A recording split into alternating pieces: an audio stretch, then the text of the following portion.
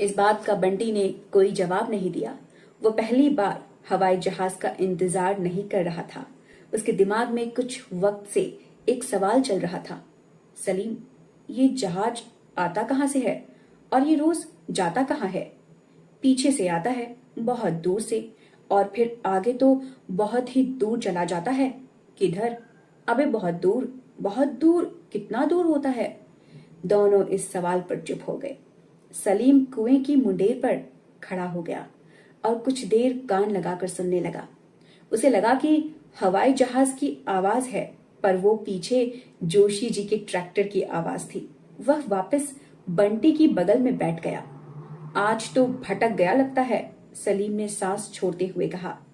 अगर हम रफीक मियाँ की दुकान से साइकिल किराए पर लें और हाई जहाज के पीछे भगा दें, तो हम भी क्या बहुत दूर चले जाएंगे? तुझे साइकिल चलाना कहाँ आता है? अभी बस पूछ लिया हूं। सलीम और इंतजार नहीं कर पाया। उसकी चाय की दुकान पर ग्राहकों की भीड़ जमा हो गई होगी।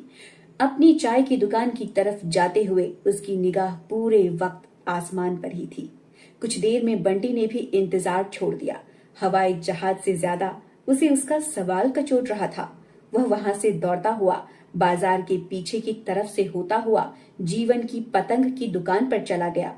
दोपहर को जीवन की दुकान पर कम ही बच्चे आते थे। वह दोपहर को इत्मीनान से नमाज पढ़ता था और फिर अपनी दुकान पर लगे गणपति के सामने अगरबत्ती जलाता था।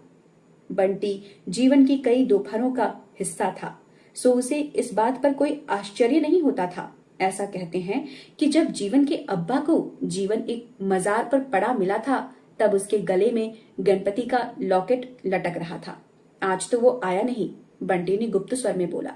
कौन? जीवन मांझा गिर्री में लपेट रहा था। हाय जॉर्ज। हाँ, आज सुनाई नहीं दिया। बंटी को हमेशा लगता था कि जीवन उसे बच्चा समझता है, और ये बात अभी तक सिर्फ उसके पक्के दोस्त सलीम को पता थी कि वो अब बच्चा नहीं रहा था। पिछली बार बंटी ने जीवन से कहा था कि एक बार वो नीली पतंग उड़ा रहा था। उस पतंग को आसमानी हवा लग गई थी और वो ऊपर की तरफ जाए जा रही थी। तभी जहाज निकला और उसने जैसे तैसे अपनी पतंग को जहाज से बचाया था, वरना वो जहाज में फंसकर उस दिन उड़ जाता।